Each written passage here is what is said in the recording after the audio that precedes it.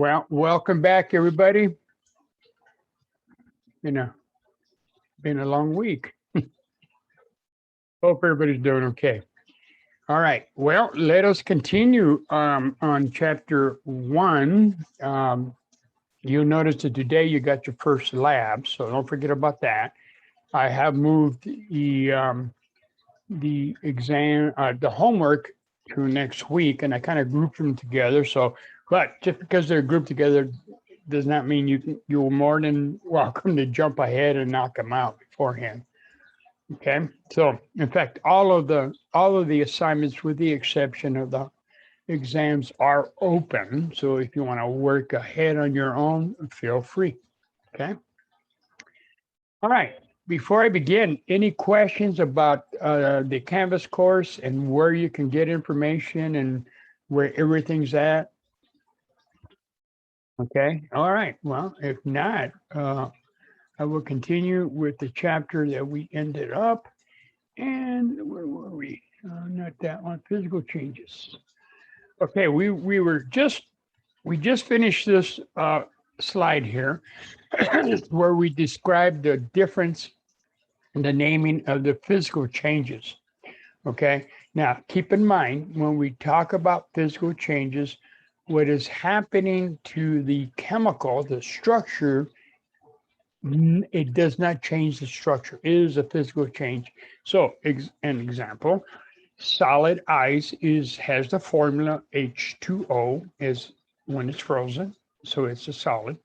We warm it up, it becomes liquid water. It still has the formula H2O, and we continue to heat it. We vaporize it. It still has the formula H2O. That is called a physical change, and we have names for the physical changes. We went over this. We talked about melting for solid to liquid, boiling and vaporizing, evaporating for liquid to solid, etc. And then we have one special case that some chemical moieties do is they go directly from a solid to a gas, and we call that sublimation. I use the example of carbon dioxide. It goes directly from a solid to a gas. And then the reverse of that is called deposition. If you take carbon dioxide and put it under pressure, you re-solidify it, bypassing the liquid phase, and we call that deposition. Okay. So those are the names for the different processes. Now, as I stated, a physical change is a process in which the chemical composition of whatever you're dealing with remains the same. Okay. And we have a demonstration here or an example of water. You can see that we had the formula H2O, which is 2 hydrogens and 1 oxygen. Okay. And we have this equation, chemical process written here, the formula. Okay. We have an arrow. An arrow tells you there is a process occurring, be it chemical or physical.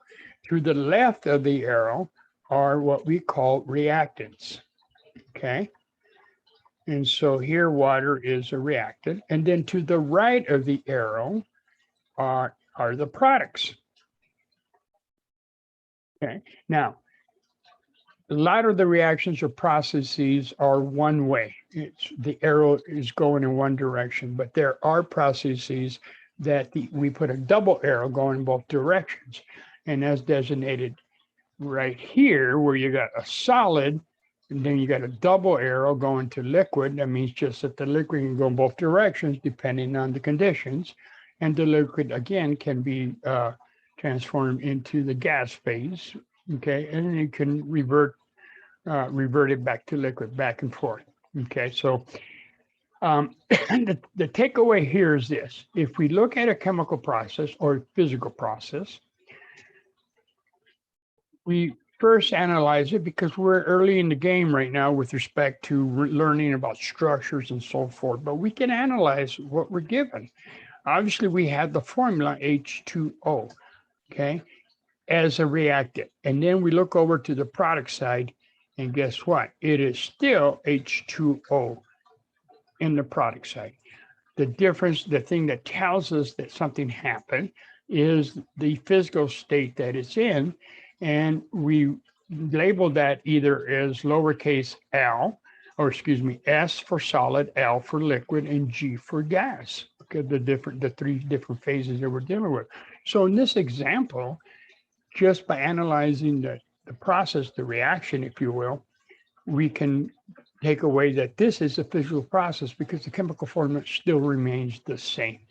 We will have some examples where you may not know what the chemical is, and that's okay, but you can analyze the process and determine whether it's a chemical change or a physical change. Keeping in mind that the chemical formula, the composition during a physical process does not change. A chemical process, we have a complete change. Okay, for example, I can take water, H2O, all right, and I can break it up back to the elements. And I hit it with some electricity, and I can generate, I'm not creating anything, I can generate some hydrogen gas and some oxygen gas, okay? I have totally broke it up. And so the fact that I got a plus sign on the product side indicates to me I got two products. And it also indicates that this is a chemical process. Okay, this is a chemical process because I have broken the structure of water apart and made some other species. All right, notice that when I wrote oxygen and hydrogen, I put a subscript 2. We're going to be learning about this in that there's 118 elements, and we'll get more in detail in here in a little bit in the next chapter. Of the 118 elements, just seven of them are what we call diatomic. Di meaning two, obviously. Atomic meaning two atoms. That is because they are so unstable that those seven actually combine with another atom of itself to be in a stable state here on Earth. Okay, someplace else, surface of the moon, they're in a different format. Like everybody mean a different format. But here on Earth, they're unstable. So what we do, we put a subscript 2 to tell you there are two hydrogen atoms that are combined. Okay, more on that down the road here. So we got a physical process here, and the fact that it went from a liquid to a gas tells us we have a boiling process. Okay, this chart here kind of designates everything for you as far as all the different processes that we talked about. All right, now when we're talking about physical processes of things going from solid to liquid to gas, what we're doing here is we're essentially taking the energy away from the atoms when they're in one physical state. We're taking energy away to put them into another physical state and continue to take energy away to put them in the third physical state. To reverse the process, we take the energy away from the system. Let me explain. If we look at the diagram, the first diagram, and let's just say this is water, okay? So we got ice cubes on the far left. And very structured, very ordered, okay? We got here. Now, within the spheres of the atoms of the water, they're interacting with each other. They're held in place. There's an interaction that occurs. We call those intermolecular forces. A whole chapter on this, and has a profound effect on the properties of different chemicals. But as a solid phase, they're interacting very strongly. Now, what we do when we heat it up, guess what? We start to break up that interaction between the molecules of the atoms or whatever they may be. And we're putting energy into the system, and they start kind of separating from each other. And that's what happens when it gets into the liquid phase. We still have the chemical there of whatever this may be, in this case, water, but we're breaking that interaction up. A good analogy would be a cup of honey. We know that honey flows very slow, okay, relative to, let's say, water. One way to make that honey flow a little bit better, a little quicker, what do? We heat it up. When we're heating up, you are breaking those interactions between the honey molecules, and they're not interacting as strongly, and it increases the flow. If we continue to heat it, guess what? We really put a lot more energy into these molecules, and we literally force these molecules to totally separate and go into the gas phase. So you can see here the interaction in the gas phase between molecules is not very strong. They're far apart. Okay, they're in the gas phase. It's all about energy. So here I go plus energy in that direction, and I continue to heat them up, go plus energy in that direction. Now, how do I get it to reverse? Guess what? we take the energy away. Okay, so we remove energy from the gas phase, and by doing that, the molecules slow down and they go back into the liquid phase. And then if we continue to do that, removing energy, and that's a negative energy, in other words, I'm pulling energy out, I get it back into totally solids. This explains why you get condensation on the outside of your container. You got a Coke container here, a soda pop. On the outside, it's already moist. Okay, because these water molecules, vapor phase, are out here in the atmosphere, and you're bouncing around everything, and they hit this cold cup, and energy is taken away from them, and so they start to slow down and they essentially condense, and that's what causes the condensation on the outside of this container. And if I were to reduce the temperature even more, even colder, these molecules within this liquid on the outside container will freeze up. Okay, and become solid. So it's a matter of energy with respect to physical changes, putting energy in, taking it out. All right.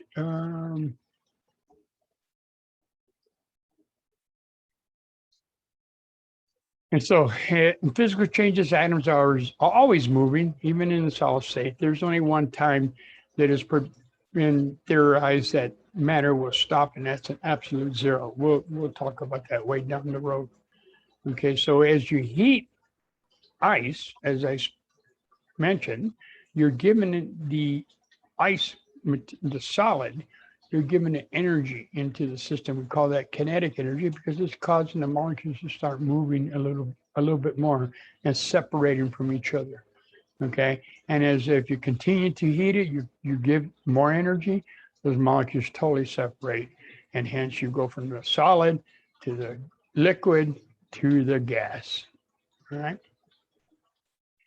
With respect to chemical changes, okay, it's a process where we totally change the composition. The molecules are broken apart, rearranged, and create something new. Okay. We call these chemical reactions. All right. The physical process was a physical reaction. It's not really a reaction, it's a physical process for physical changes. A chemical reaction is where something is really being changed structurally. The starting material is destroyed and the new material is formed.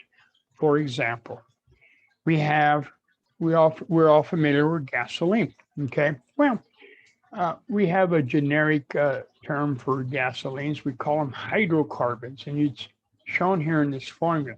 Notice that the arrows are one way, okay, one direction. So we designate CX, HX, okay, where X represents numbers, whole numbers, 1, 2, 3, 4, etc. Now and we call it hydrocarbon because hydrocarbons are nothing more than molecules that are made up of nothing but carbon and hydrogen, hence hydrocarbons, okay?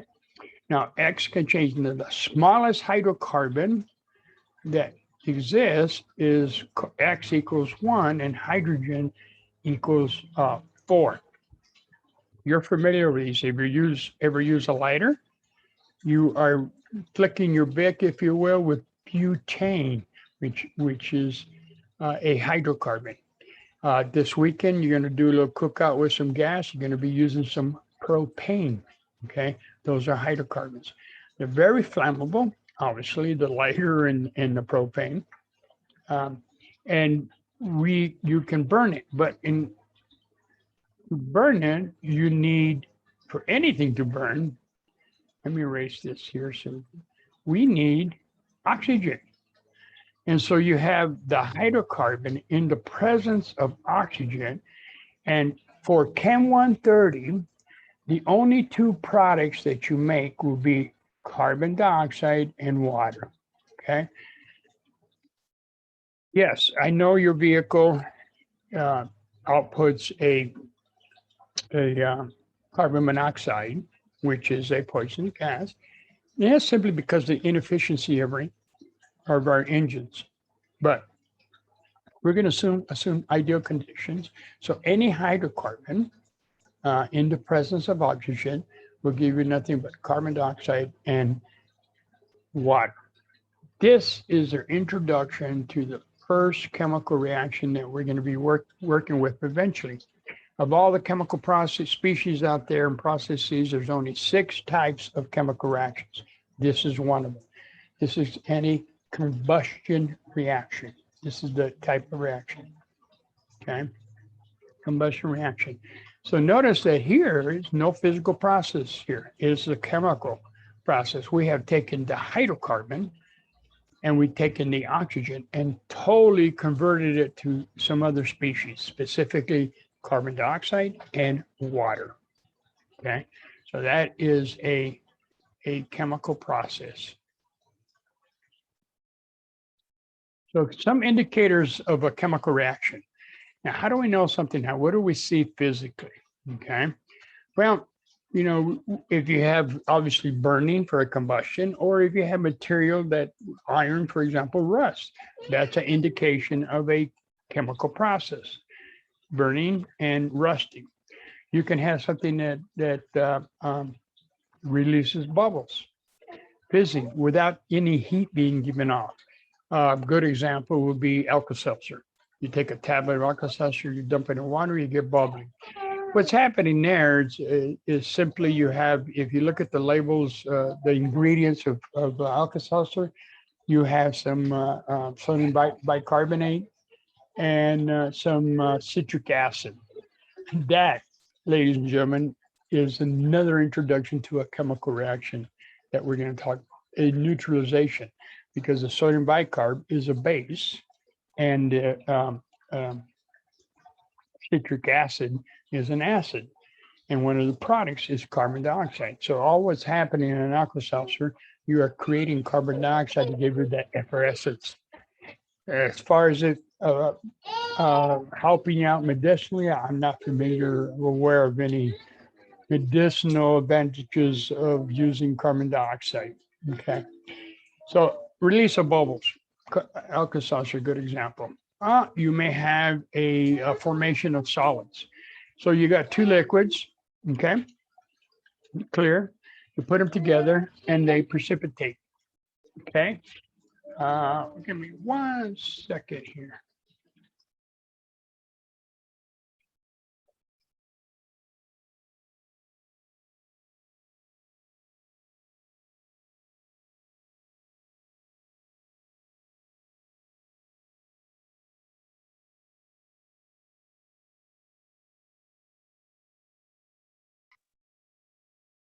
Okay, I'm back. Precipitation. For example, you may have a 2 liquids, clear, could be color, but you put them together and a solid forms. Okay, that's a good indication that a reaction occurred. Release of heat or light. If you go to one of the pharmacies, you can buy a cold pack or a hot pack. You take the pack, you smack it up, and that causes the chemicals to mix it together, and it will get warm, and you have a hot pack. Or you also have the cold pack. You can use it for, you strain your leg or your muscles or something. You can get a cold pack, same scenario. Take it, smack them together, chemicals mix up and becomes cold. That's a endothermic and exothermic reaction. We'll talk more about that much later. So that's a good indication that a reaction proceeds or occurred. Or light. glow sticks. Very good example of light being given off. You know, you take the glow stick, you have to crack it because inside there's a little tube containing one of the chemicals, and when you crack it, releases the chemical to react with the second chemical. And in that process of chemical reaction, light is emitted, and you got a light at night. Or you got two clear liquids, and you know, colorless, I should say. You put them together, and there's a color change. They turn blue, yellow, green, whatever the case may be, you know, depending on what they are. Or an odor is given off. Good example would be if you like wintergreen in your mints. Those wintergreens are made from an alcohol and a organic acid. You put them together and you create this wintergreen. Now, normally by themselves, the acid and the alcohol don't smell very well. And so, but put them together, a reaction forms, you form a special class of organic compounds called esters. So banana oil is another example, combination of two chemicals don't smell too good. In fact, banana oil, if you look at banana, or you ever had a banana that's gone bad, and if you were to take a bite of that, it would be sour. And what's happening, one of the banana oil components is acetic acid, vinegar, and that's why it's sour, because it breaks down to regenerate the alcohol and the acetic acid, the organic acid. All right, here's a good example of a chemical process, okay? Now we have here a reaction with sodium. The symbol of sodium is an A, okay? And then chlorine, guess what? There's a subscript there. This is another example I talked earlier about two of them that were diatomic, hydrogen and oxygen. Here's number 3 of the 7.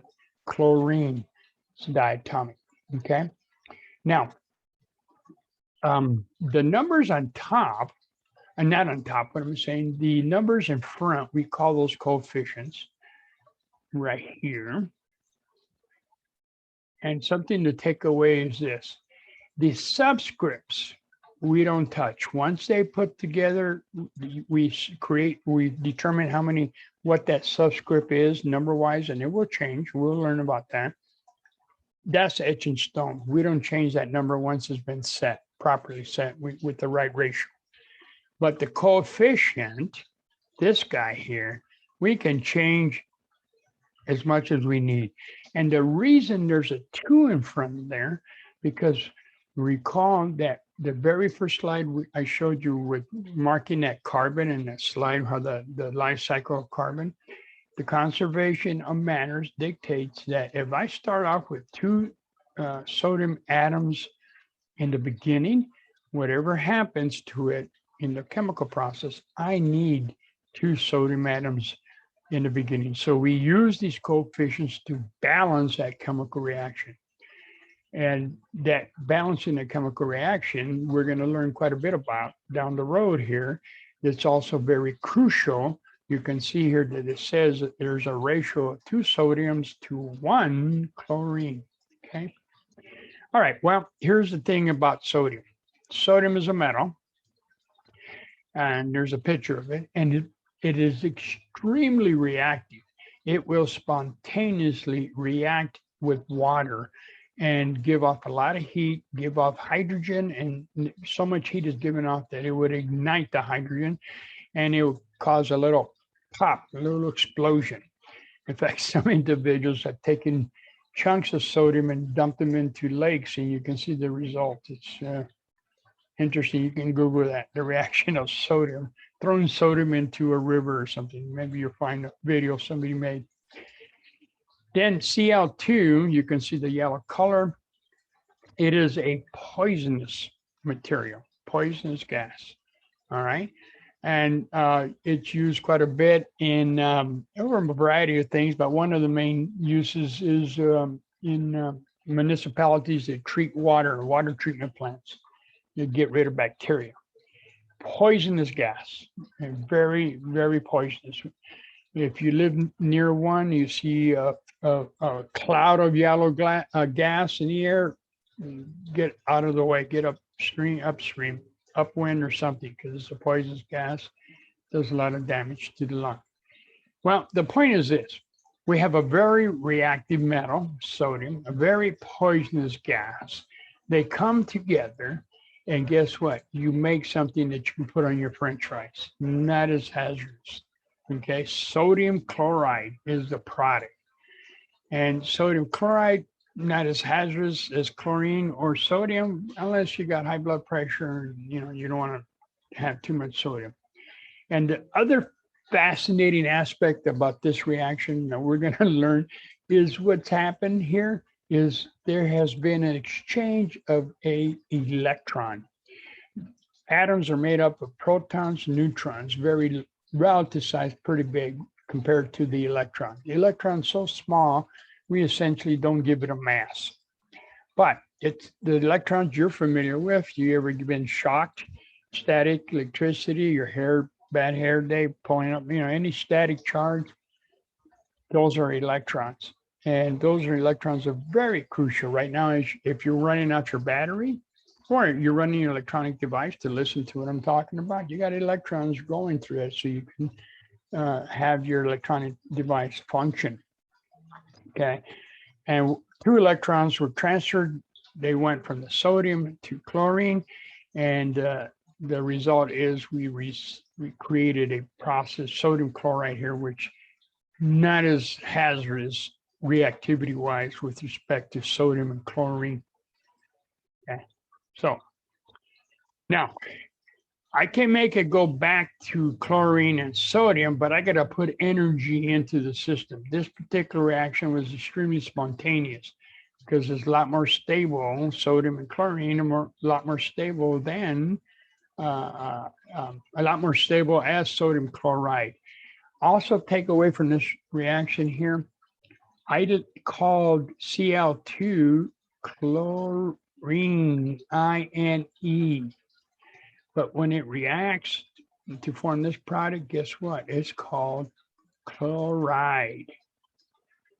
Okay, just like say fluorine, and then you don't brush your teeth in the morning, you're using fluorinated toothpaste. You brush it with fluoride. Okay, and then there's bromine and bromide. So here's a quick introduction to learning to pick up the names. Okay, the nomenclature aspect. All right, so we have this series of reactions here, and we're being asked to determine whether they are physical or chemical changes.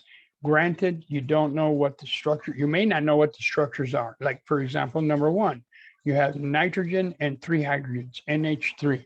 Okay, you may not know what it is, or you may. But let's assume you don't know what it is. That's not an important part right now. We want to analyze that reaction. And if you look at it, you can see that you start off with NH3, okay, and you end up with NH3. So that in itself will alert you and say, hey, no chemical process occur here. It must be physical. And then I look at the states, and sure enough, it goes from a gas to a liquid. So therefore, it is a physical change. That, by the way, NH3, I'm sure you're familiar with it. If you wash windows with a window cleaner, you had an ammonia base, that's what that is. Or you got a dirty diaper sitting around for a little bit, you're smelling ammonia. That is the structure, the formula, I should say, for ammonia, NH3. All right. That's a physical change. Let's take a look at the second example. So we continue with NH3, which is ammonia. So, but then we go look at the product side, and one flag, if you will, is that plus sign on the product side. That should indicate to you that I created at least two products, okay? Because I only see one plus sign. You can have more than one plus sign. And I see that I have N2 subscript 2, which should indicate to you that I have two nitrogens in the subscript. Wow, look at this, diatomic. Now we got one more of the diatomics. We had hydrogen we talked about earlier. We talked about oxygen, right? And then we used the previous example was chlorine. Now you got one more, nitrogen, N2. So that's 4 of the 7 that eventually we're going to learn. And so two products, nitrogen and hydrogen, that would indicate that we have a chemical process. Okay. All right, number 3. And looking and analyzing this, you can see, okay, H2O, you might think water, but there's a subscript there.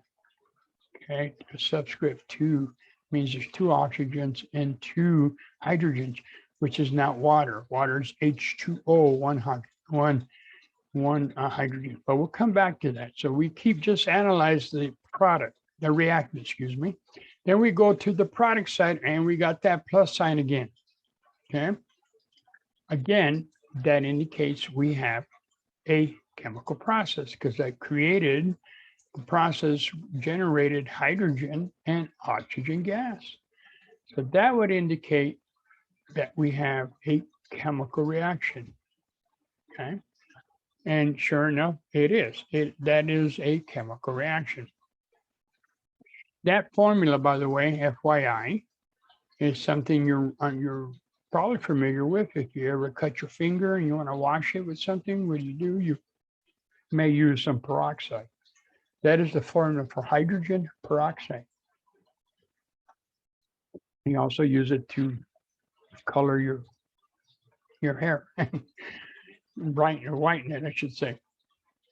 Okay, number 4, same formula, H2O2, it's a liquid. And we look at the product and it's still the same formula, H2O2.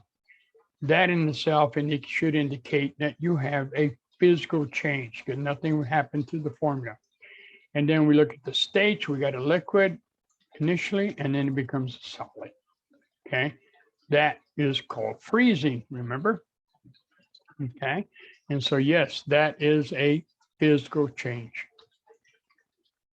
And then the last example. Okay, we got nothing but carbon and hydrogen. You recall what we call those in generic terms? Hydrocarbon. Okay, so we got C6H6, it's an hydrocarbon. And we look at the product side, and sure enough, it's the same formula, C6H6. So nothing happened. Chemical change. It actually went from a liquid to a gas, which, by the way, we call boiling, right? Liquid to gas. All right, so we have a physical change for the last one. And just FYI, C6H6, that is the formula for a chemical hydrocarbon called benzene, which has been shown to be a carcinogen, causes cancer. Okay. Oh, let me clear this up a little bit.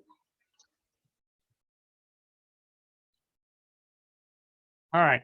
So an element. All right. By definition, an element is going to be a chunk of matter that only has one type of atom. Okay. Or it could be diatomic, like oxygen, hydrogen, the ones we talked about, but it's the same element. It's not two different elements, the same element. So it's still an element. And so elements are just one type of atom. It can't be broken down any further. Okay. As compared to what we call a compound. This is how we distinguish this. A compound is a species that has 2 or more different atoms. Remember that reaction with sodium and chlorine? They're single atoms. Those are the elements. And what did it make? It made a product called sodium chloride. 2 different atoms. That is a compound. So by definition, a compound is made up at the minimum, two different atoms. If the atoms are the same, it's still an element, okay? And of course, this is pretty self-explanatory, I think. Something that's pure is, all the particles are the same. And, we can't separate them anymore because they're pure. The material is pure.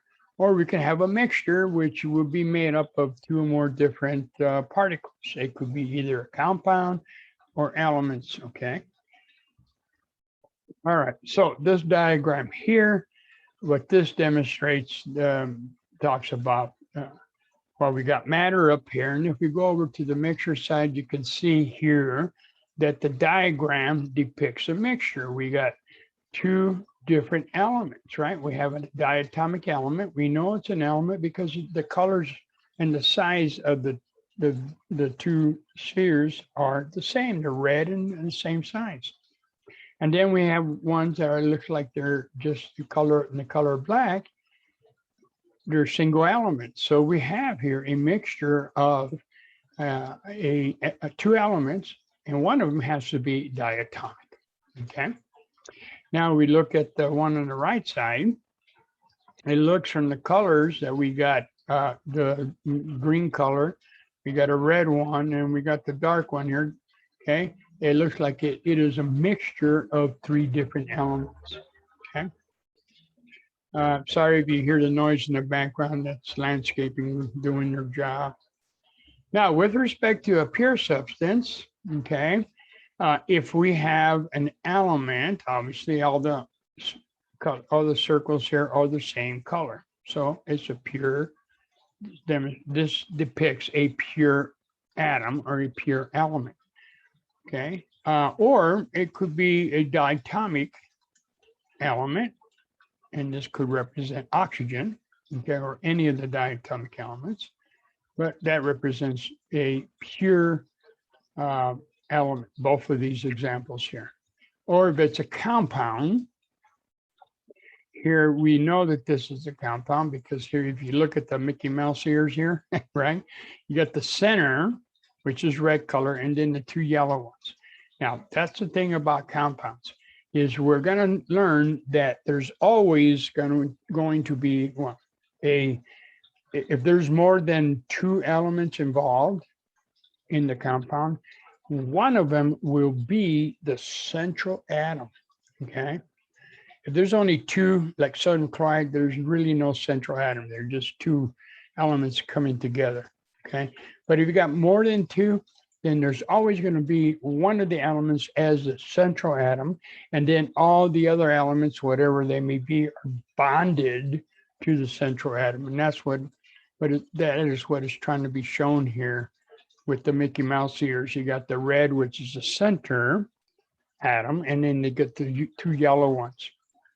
That could be an example of H2O, the water, two hydrogens and one oxygen. The red is represents the oxygen, and the yellow ones, the little yellow ones, represent the hydrogens, okay?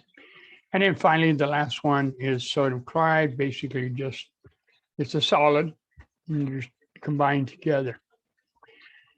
All right. Let's see here. Now, with respect to mixtures, some examples of mixtures. Metal alloys are mixtures. For example, the jewelry that you utilize, it's not pure gold, because pure 100% gold is extremely soft and wouldn't function well as a ring. The moment your hand got smashed, that ring would crush on you. So 18 karat gold, 24 karat gold are alloys, and that means they got gold plus some other material in there to help give us some strength.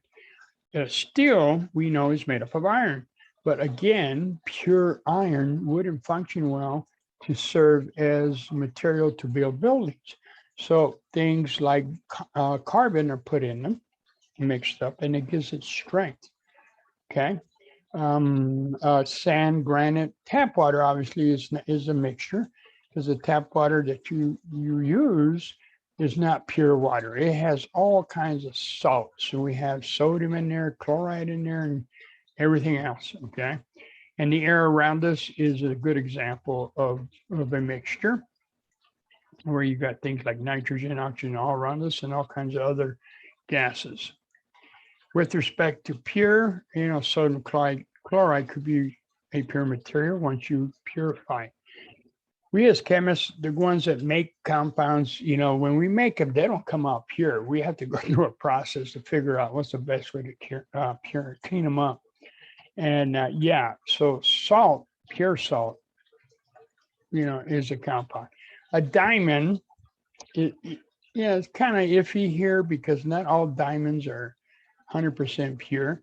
A lot of them have trace amounts of metals. That's what gives it the color, if you will. But if you were to get a pure diamond, it'd be just nothing but carbon.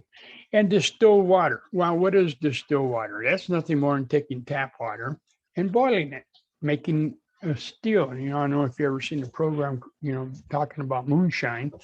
They got a still where they boil the material, it goes up a condenser and it drops back down and collect it.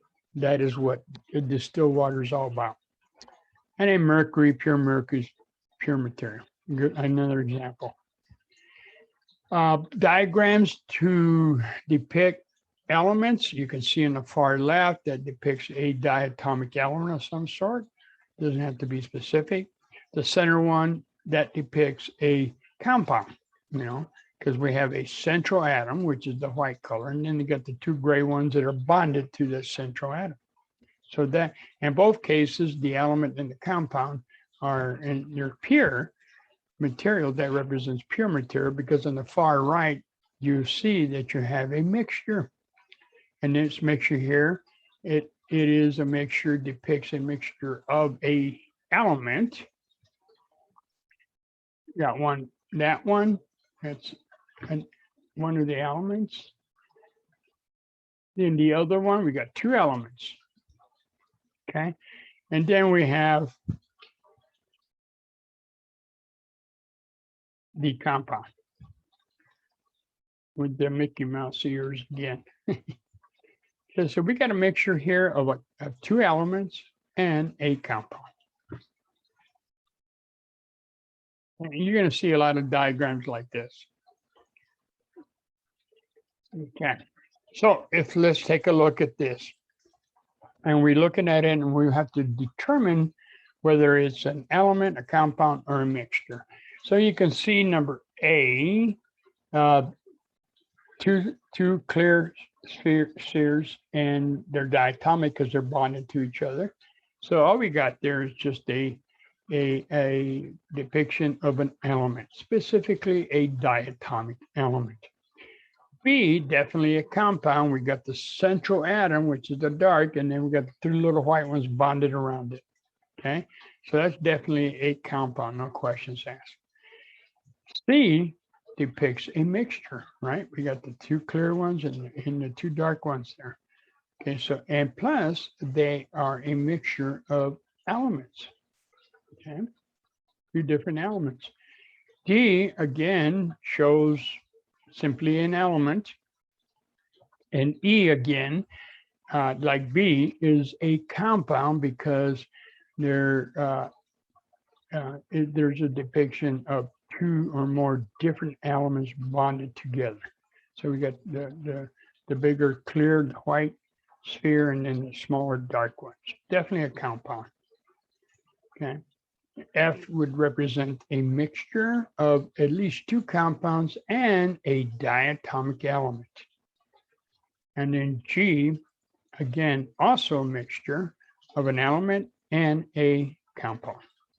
And then finally, H definitely is simply an element.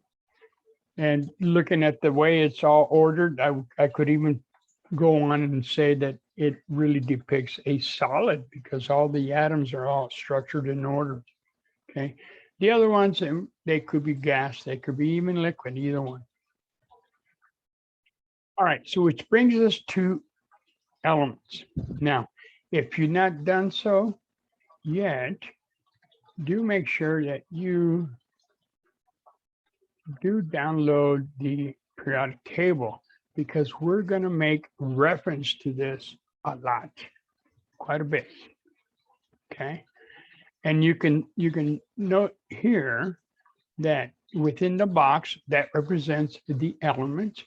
On top, inside each box, there are two letters. One of them may be a single letter, which is capitalized, or maybe two letters, which is capital. The first one is capitalized, and the second one is lowercase. That's important.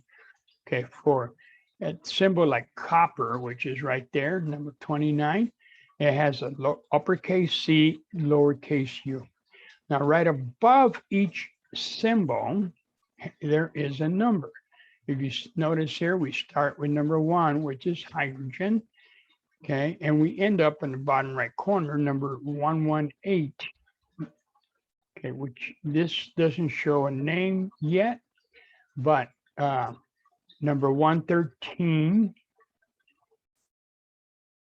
Okay, 113, 115, 17, and 18. These were fairly recently created, and they have at this time, they do now have their own individual names, but we haven't updated the periodic table. Okay, they do. I know 115 has called Mosconium because it was created in Moscow. All right, and so we are full. In fact, they're working on the next level, the next one, because the next element will be 119. Okay, so on top of each symbol, there's a number, very important number, because that is the atomic number for that element. That atomic number is going to tell us how many protons and electrons that element has. We'll learn more about that in a bit.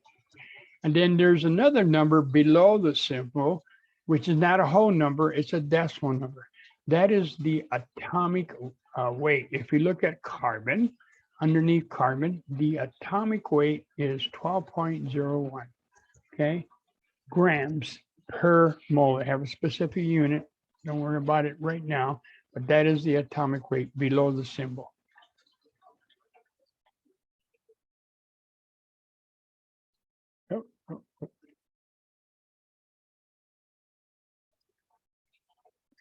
All right. Each has a unique name, a unique symbol, and a number. As I mentioned, the first letter, if it's a single letter, is, well, even a double letter, the first letter is capitalized. If there is a second letter involved, it is lowercase. Very important, because if you look at cobalt, C lowercase o, that is the symbol for cobalt. If you write uppercase O, what you have done is you have made carbon monoxide, totally different species. You made a compound there, okay? So be careful with the second letter. If it's got a lowercase letter, make sure it's properly lowercase, okay? All right. Now, most of the elements have English names, like H for hydrogen, O for oxygen, He for helium. But there are some that have their names are derived from Latin terms. So PB comes from plumbum, which means waterworks in Latin. And AU, the symbol for gold, is Orium, which means golden dawn. Okay. Be familiar with the first 20 initially. We're going to add more as we progress, but for the most part, the first 20 is the majority of the ones you're going to use. Now, on top of the first 20, you be familiar with these other ones here. AG, which is silver. AU, as I mentioned earlier, is gold. We got PB for lead, BR for bromine, I for iodine, and then HG for mercury.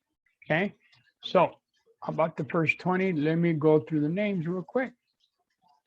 Now, if we take your periodic table, we start off at the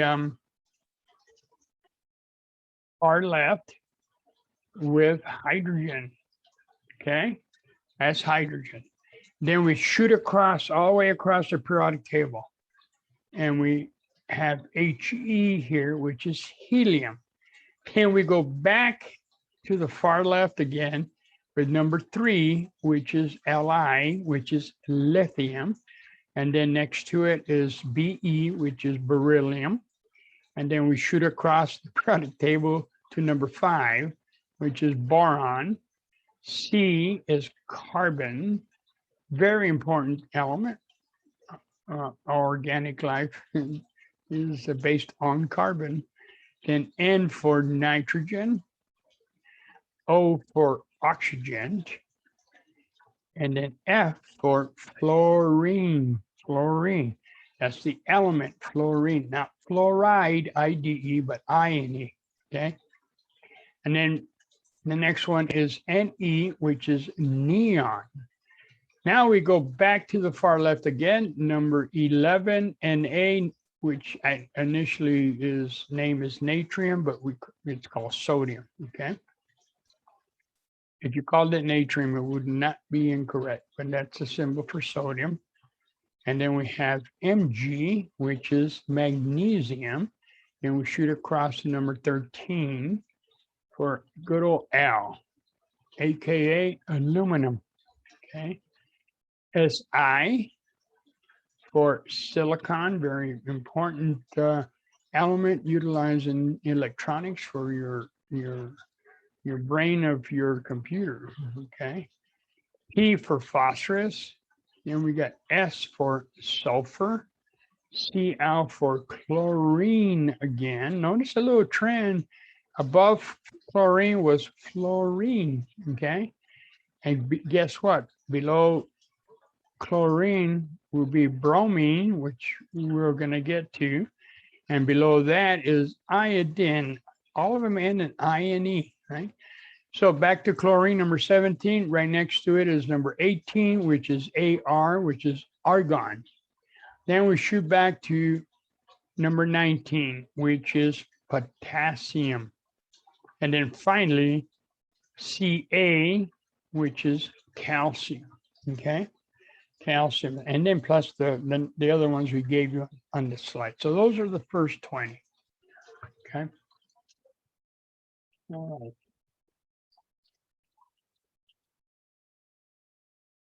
Go back to the slide. All right, now let's talk about the physical states of these 118 elements, okay? 118 elements. So when we talk about physical states, we are talking about their physical property, solid, liquid, or gas. But when we do that, we have to define the temperature. So we're defining the temperature at 25 degrees, because obviously, if we're at a different temperature than the physical properties, the physical state is in a different state, okay? So at 25 degrees, then we talk about 1 atmosphere, because the atmosphere also has a effect on its physical state, okay? For example, think about the flick your Bic lighter, okay? That's butane. Butane's normally a gas, but in that lighter, if you look at it, you can shake it, it's a liquid because it's under pressure. So its atmospheric pressure is a lot greater. But in 1 atmosphere, it's a gas. All right, so under these conditions, there are only 2 liquids, okay? Of all the 118 elements, only 2 of them are liquids at 25 degrees. One of them is mercury, which used to be utilized in thermostats to turn your air conditioning heater on.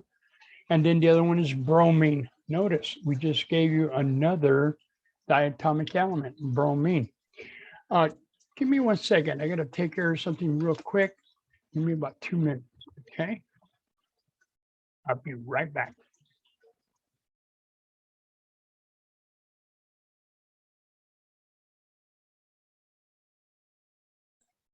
Oh, my apologies.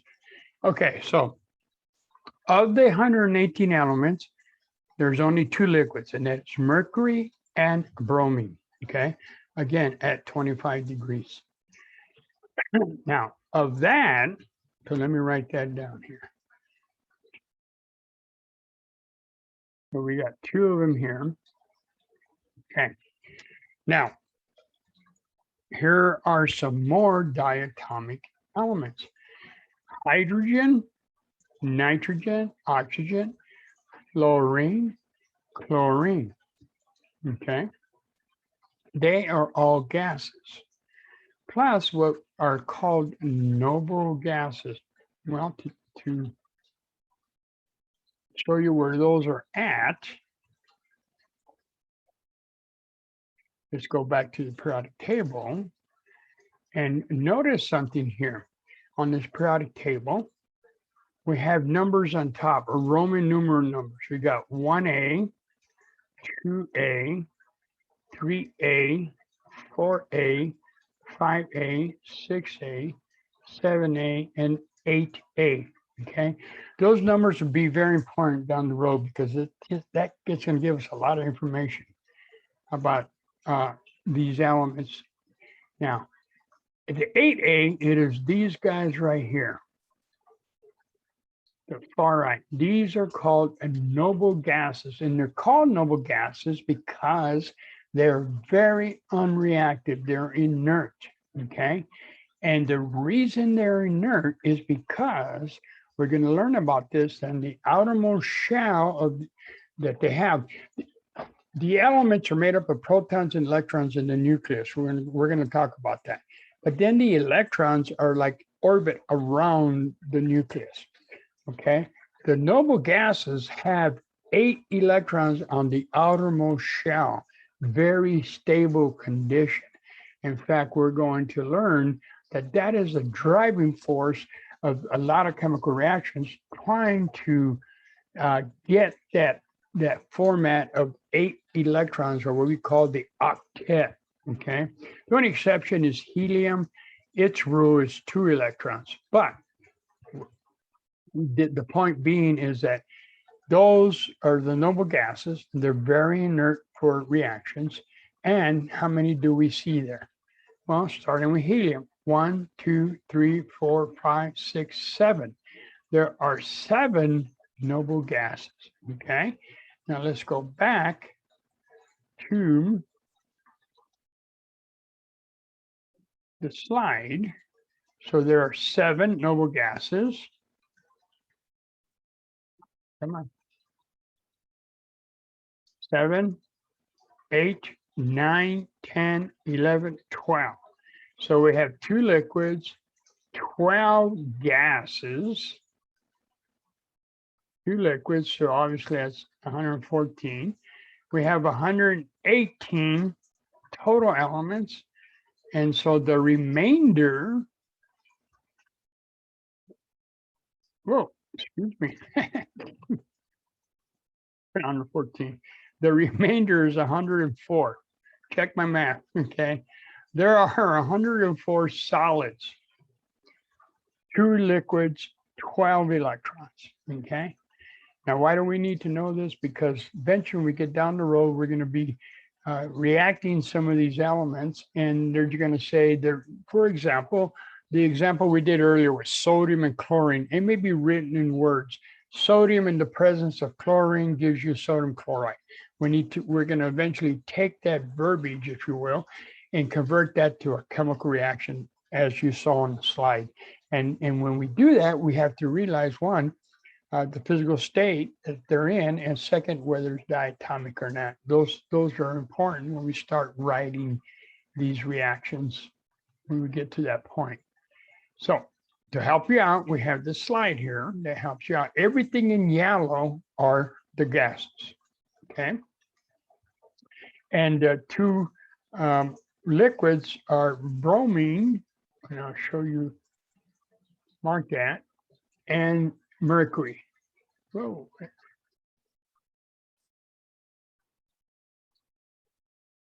So we got mercury right here and bromine right here. Those are the 2 liquids.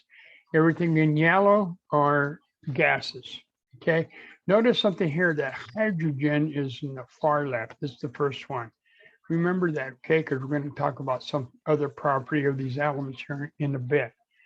And it's in the far left. We're going to tend students into classify it as a different type of element, but it's not. Remember, it's a gas here. All right, so those are the three of the states of the elements at 25 degrees and at room temperature. Remember, if all these elements were on the surface of the moon, they'd all be gases, probably all break down. Here are the 7 elements that are diatomic, okay? And we have this little thing here to help you out. Have no fear of ice, cold, beer, or beverage, whatever works for you. Okay, the H is hydrogen. The N is for nitrogen. The F is for fluorine. The O of is for oxygen. The I of ice is for iodine. The C from cold is chlorine and not carbon. A lot of people think that's carbon, but it's not. It just represents chlorine from the diatomics. And the B is for bromine. These 7 elements are diatomic.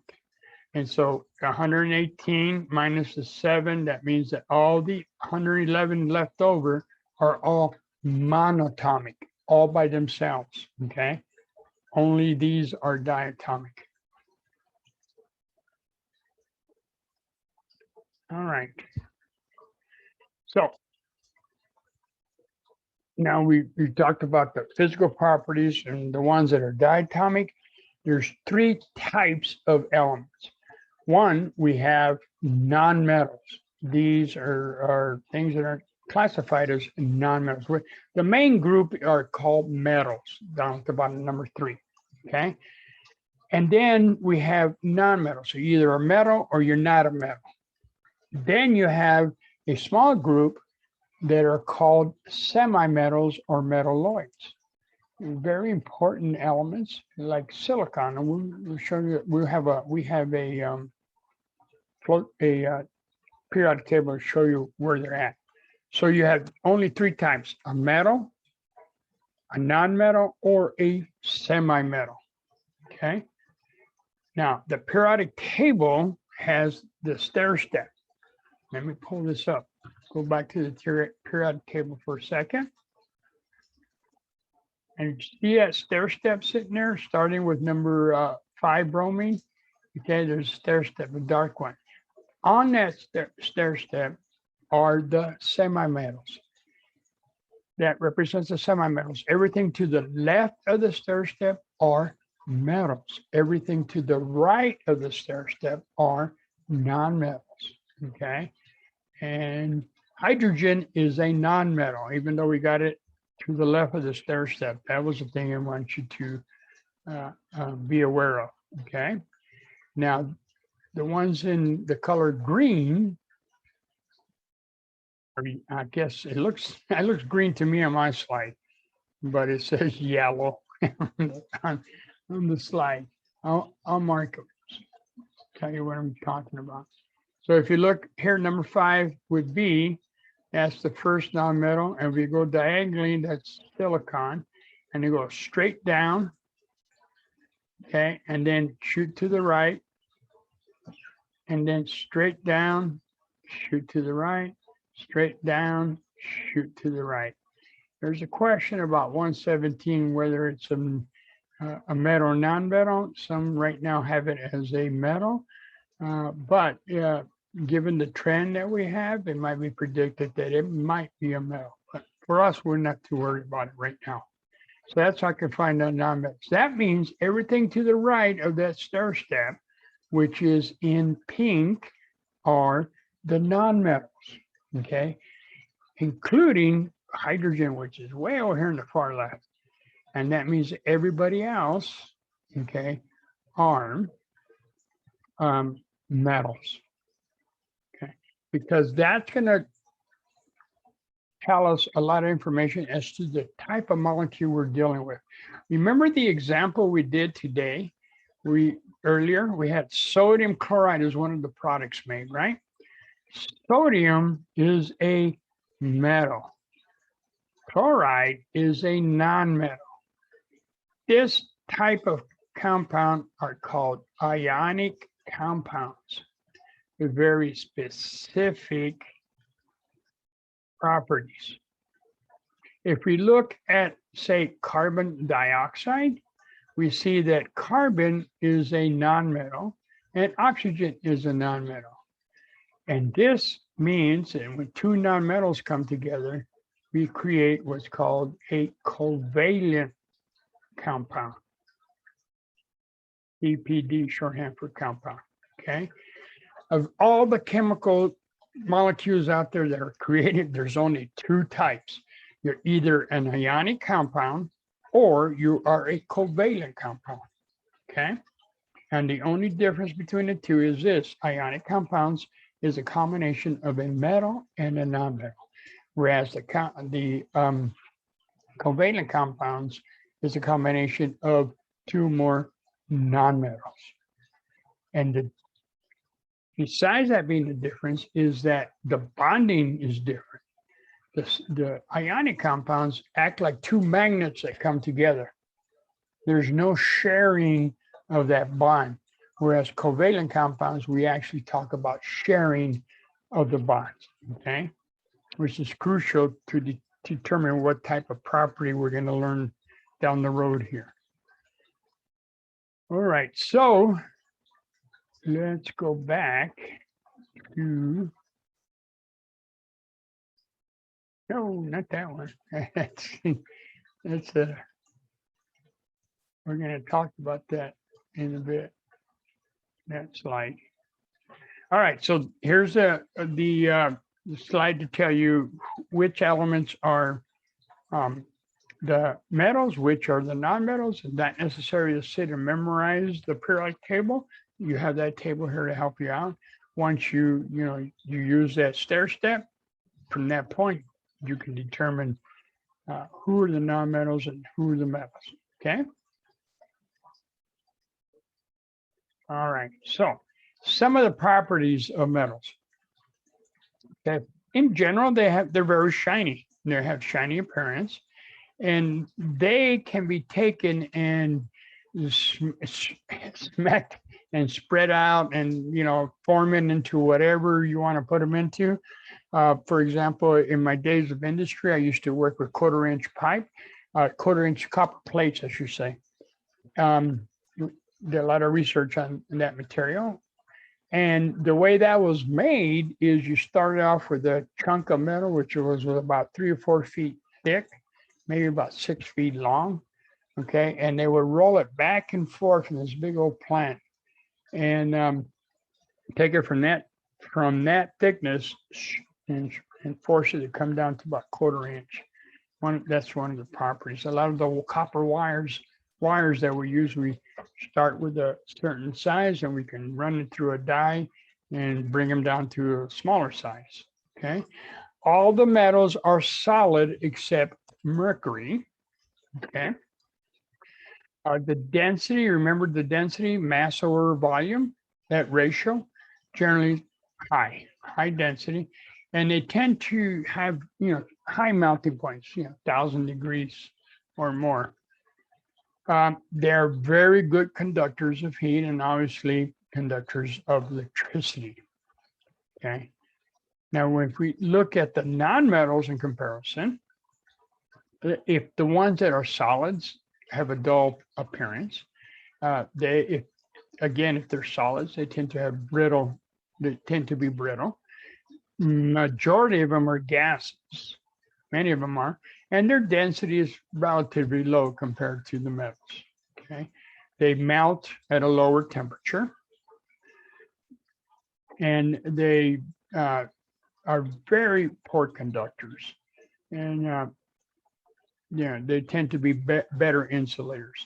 That's why if you have double pane windows in your home, there's a little gap in between 2 panes of glass, and that's air.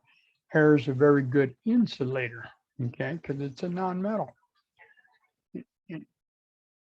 All right, so looking at the periodic table, at least be able to name the ones we talked about, the 20, and then the other ones we gave you, okay, give it a name. Be able to determine any of these elements, if one is picked out, if it's a solid, liquid, or gas, depending on where they are at on the periodic table. Okay. Also, using the periodic table, determine whether they're a metal, a non-metal, or a semi-metal. It's not necessary to sit there and memorize all the properties for all 118 elements. Find their position on the periodic table. Look at the trends we just talked about. You should be able to determine the general properties of them, whether it's solid, liquid, or gas, whether it's a metal, non-metal, or semi-metal. We won't be talking a lot about semi-metals, but it's either going to be a metal or a non-metal. Okay. All right. Now, there's only 7 diatomics, right? Have no fear of ice cold beverage. Boom.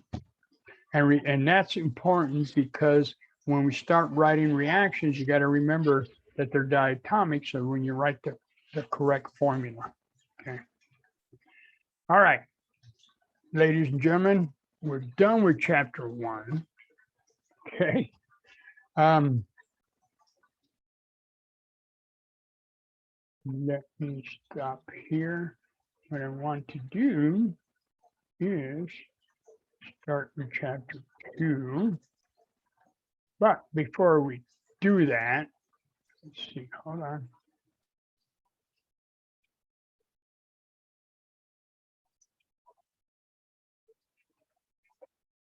My computer's running slow. All right, let's do this. Let's take a quick 10-minute before we jump into 2.